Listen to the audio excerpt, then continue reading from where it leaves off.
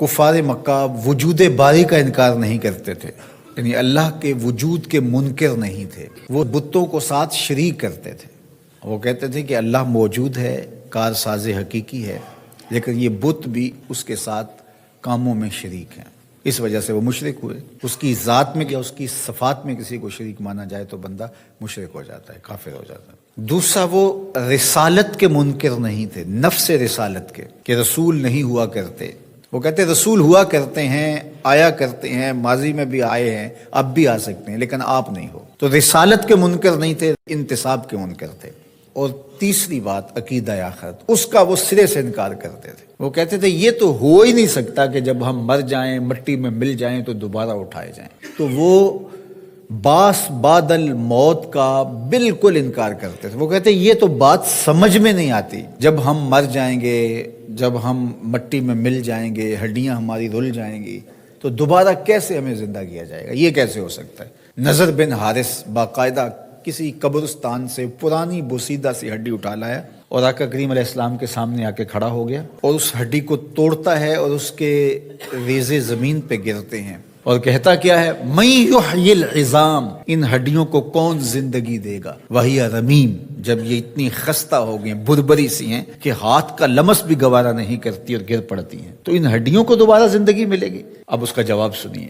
اللہ اکبر، رب کا کلام تو پھر رب کا کلام ہے۔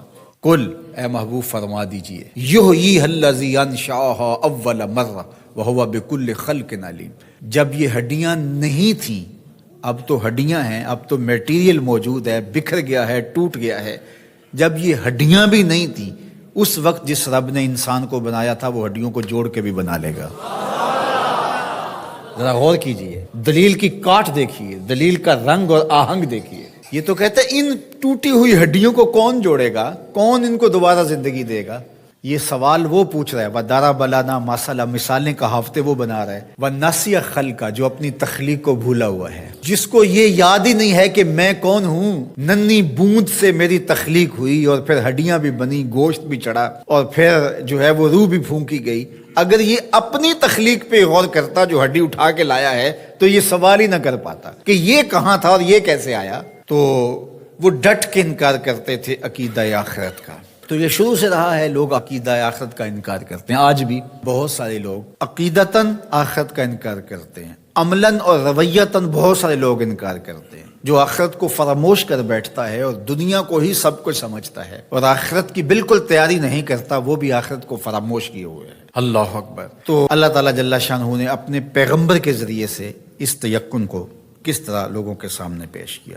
جب ابراہیم علیہ السلام نے کہا، رب ارنی کیف تحیی الموتیٰ، مالک میں دیکھنا چاہتا ہوں کہ تو مردوں کو زندہ کیسے کرتا ہے۔ قال اولم تؤمن، کہا کہ تجھے یقین نہیں؟ قال بلا، مالک کیوں نہیں؟ ولکن لیطمئن قلبی، لیکن میں چاہتا ہوں کہ دل میں اطمینان اور زیادہ پیدا ہو جائے، یقین کی اور پختگی نصیب ہو جائے۔ قال فخذ اربعۃ من الطیر، کہا 4 پرندے پکڑ لو، فصرہن الیک، اور ان کو اپنے ساتھ مانوس کر لو، پھر ان کو ذبح کرو، ٹکڑے کرو، گوشت بناؤ، قیمہ کرو اور مکس کر کے مختلف پہاڑوں پہ ڈال دو۔ کہا اب ایک ایک کر کے جانور کو پکارتے جاؤ، یاتینک سعیا، آپ دیکھیں گے دوڑتے ہوئے تمہارے پاس آئیں گے۔ اب کسی کی ٹانگ کا قیمہ اس پہاڑ پہ ہے، کسی کی گردن کا قیمہ اس پہاڑ پہ ہے، کسی کے پروں کا قیمہ اس پہاڑ پہ ہے، کسی کے پیٹ کا قیمہ اس پہاڑ پہ ہے، لیکن جس جانور کو پکارا ادھر ادھر سے اس کے اجزاء نکلے، جڑے اور وہ دوڑتے ہوئے جناب ابراہیم کی خدمت میں پہنچے۔ تو کہا ہم ایسے ہی مردوں کو زندہ کرتے ہیں۔ تو یہ ان کے یقین کو پختہ کرنے کے لیے تھا۔ تو تیقن کی دولت بہت بڑی دولت۔